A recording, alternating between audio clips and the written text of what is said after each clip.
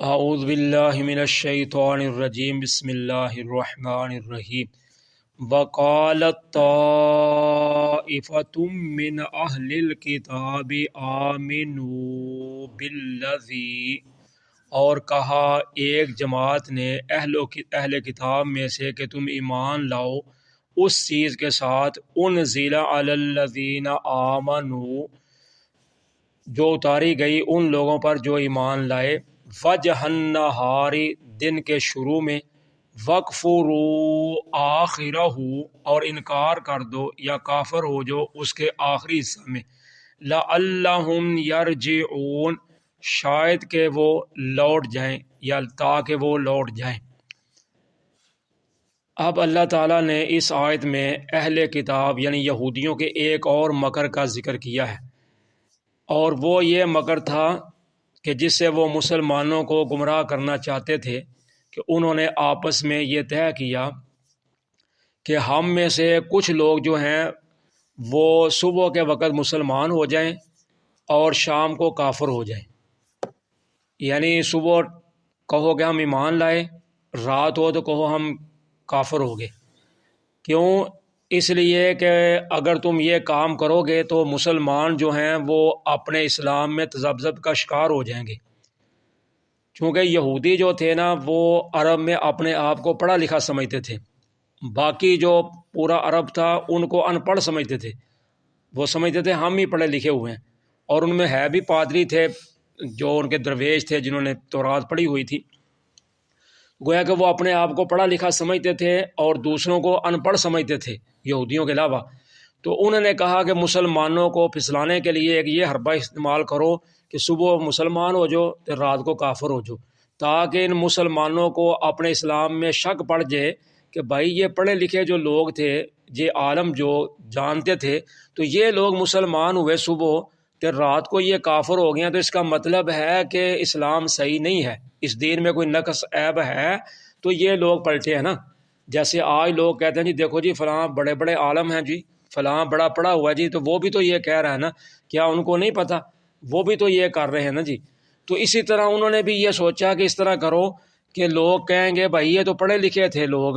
تو یہ پڑھے لکھے لوگ اسلام میں جا کر اگر واپس آئے ہیں تو ظاہر یہ ہے کہ اس میں کوئی نہ کوئی نقص ہے، وہ دین صحیح نہیں ہے، تو اس لیے تو یہ پلٹے ہیں واپس۔ تو اللہ تعالیٰ فرماتے ہیں کہ انہوں نے کیوں یہ کام کیا، کہ اس لیے کہ شاید یا تاکہ وہ مسلمان جو ہیں وہ لوٹ آئیں، یعنی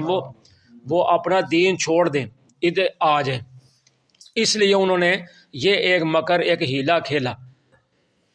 وَلَا تُؤْمِنُوا إِلَّا لِمَنْ تَبِعَ دِينَكُمْ، اور نہ تم یقین کرو مگر اس شخص کے لیے جو چلے تمہارے دین پر، یعنی جو تمہاری پیروی کرے۔ قُلْ إِنَّ الْهُدَىٰ هُدَى اللَّهِ، کہہ دیجئے بے شک ہدایت وہ اللہ کی ہدایت ہے۔ أَن يُؤْتَىٰ أَحَدٌ مِّثْلَ مَا أُوتِيتُمْ، یہ کہ دیا جائے کوئی ایک مثل اس کی جو دیے گئے ہو تم، أَوْ يُحَاجُّوكُمْ عِندَ رَبِّكُمْ، یا وہ جھگڑا کرے تم سے تمہارے رب کے پاس۔ قُلْ إِنَّ الْفَضْلَ بِيَدِ اللَّهِ، کہہ دیے بے شک فضل اللہ کے ہاتھ میں ہے۔ يُؤْتِيهِ مَن يَشَاءُ، وہ دیتا ہے جس کو چاہتا ہے۔ واللہ واسع علیم، اور اللہ تعالیٰ وسیع علم والے ہیں۔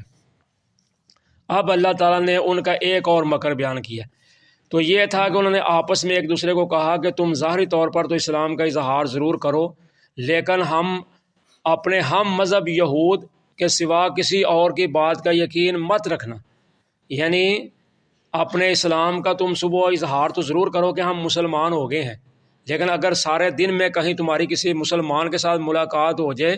تو تم نے اپنے ان کا مذہب نہیں اختیار کرنا، رہنا اپنے مذہب پہ ہی ہے، لیکن ظاہری طور پہ صرف اسلام کا نام لینا ہے تاکہ ان کو دھوکہ دیا جائے مسلمانوں کو،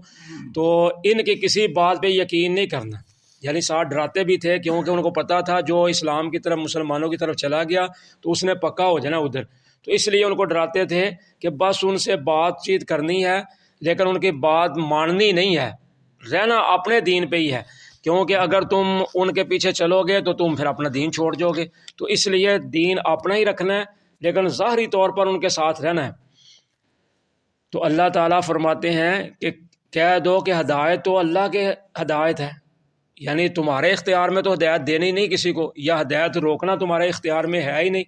تو اس لیے ہدایت تو اللہ کے اختیار میں، اللہ تعالیٰ جس کو چاہتے ہیں ہدایت دے سکتے ہیں، تم جو مرضی حربہ اختمار کر لو۔ اور ساتھ کہنے لگے کہ یہ نہیں ہے کہ کسی اور کو تم جیسا کوئی دیا جائے، یعنی جیسا تم کو تورات ملی ہے یا انبیاء علیہ السلام تم میں مبعوث ہوئے ہیں، جیسا دین تمہیں ملا ہے، یہ نہیں ہو سکتا کہ اسی طرح کا کسی اور کو بھی ملے، یعنی جو کچھ مل گیا یہ صرف تمہیں ہی ملا ہے۔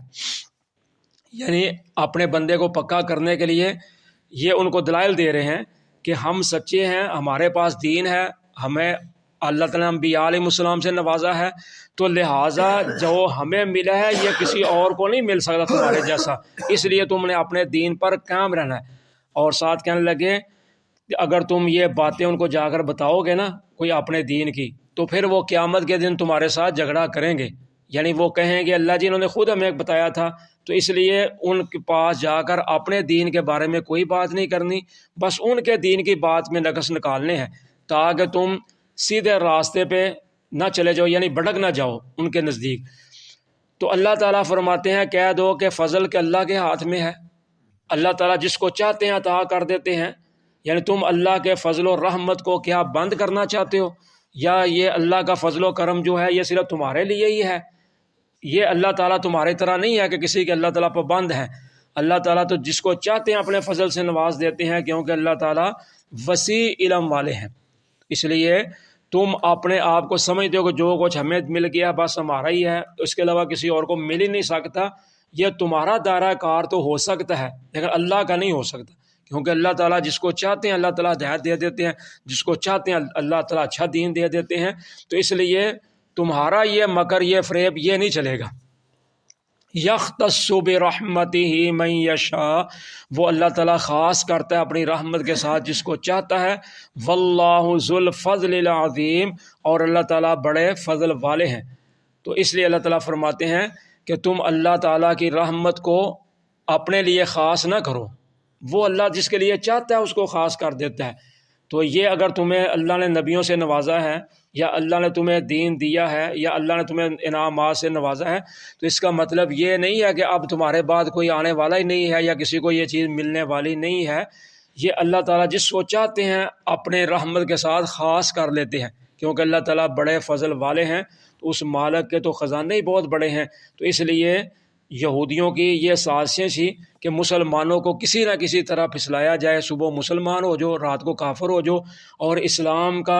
اظہار صرف رکھو، ان کی بات نہیں ماننی، اگر دین کی دعوت دیں تو پھر نہیں ماننی، پھر اپنے بندے کی بات ماننی ہے، کیونکہ اگر ان کی بات مانو گے پھر ان کی طرف چلے جاؤ گے۔ تو اس لیے تم سچے ہو، تمہارا دین سچا ہے، اس لیے تم نے ان کے پیچھے نہیں چلنا۔ تو یہ تھے ان کے 2-3 چالیں جو اللہ تعالیٰ نے بیان کی ہیں۔ جزاکم اللہ خیرا۔